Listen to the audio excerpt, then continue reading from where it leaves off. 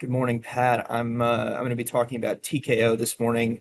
So the company is on our long bench, and the company reported earnings last week with solid quarterly results, beating both on top line and EBITDA, with revenue coming in at 1.308 billion compared to consensus of 1.23 billion, and EBITDA of 527 million compared to consensus of 477 million. The company raised its full year guidance for revenue to 4.66 billion at the midpoint, and that's up from 4.525 billion, and raised full year EBITDA guidance to 1.55 billion at the midpoint, up from 1.41 billion. The bigger thing here is the company has announced two key media rights deals in the last several days, with the UFC renewal announcement coming out yesterday morning, and the WWE Premium Live Events renewal announcement coming out last Thursday before the earnings announcement. The PLE renewal came in at $1.6 billion over 5 years, representing an average annual value of $320 million, and will move these events to ESPN from Peacock.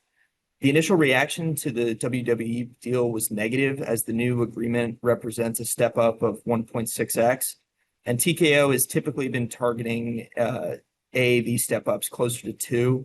A lot of them have come in slightly below 2, 1.8, 1.9, but 1.6 was viewed as low by the market. And so the read through to UFC, which hadn't been done at that point, was negative.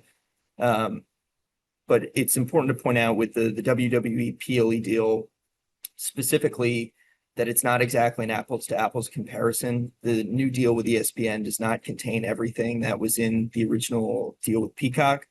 But those sort of fears about the renewal were relieved when the company printed a good quarter later that night, and then yesterday announced the UFC deal.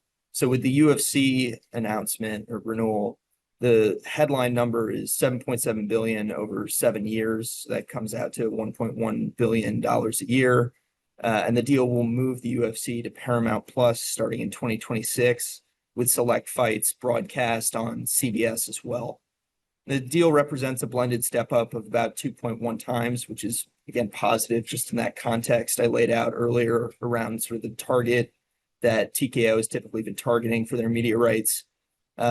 This was received positively by the street. It was above consensus expectations, which were closer to $1 billion a year. Interestingly, though, this is a sort of key part of the deal with Paramount, is that they'll be dropping the pay-per-view model that the UFC has been using with ESPN. And so before, when you wanted to watch a fight on ESPN, you had to sign up for ESPN Plus and then pay the $80 per fight to watch the numbered cards. And Paramount will be doing away with that. So all you will need now to watch the UFC is a Paramount Plus subscription.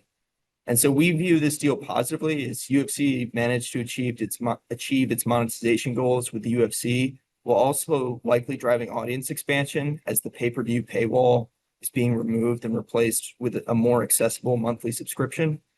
And I guess if we sort of zoom out for a second and think about sort of media rights more broadly, and a lot of the commentary we've been hearing from TKO themselves and also from Formula One has been that the sort of two competing things when evaluating these deals for the rights holders are reach versus monetization. So how big can you get your audience to be, and what dollars are you going to get for your existing audience, or the audience that you have?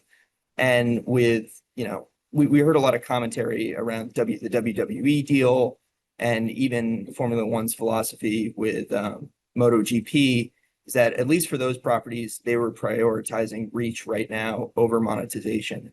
And what's so interesting about this UFC deal is it may achieve both, right? So they don't have the pay-per-view anymore, but that should increase the amount of people who are able to watch, and they didn't sacrifice any monetization from Paramount Plus and the rights deal.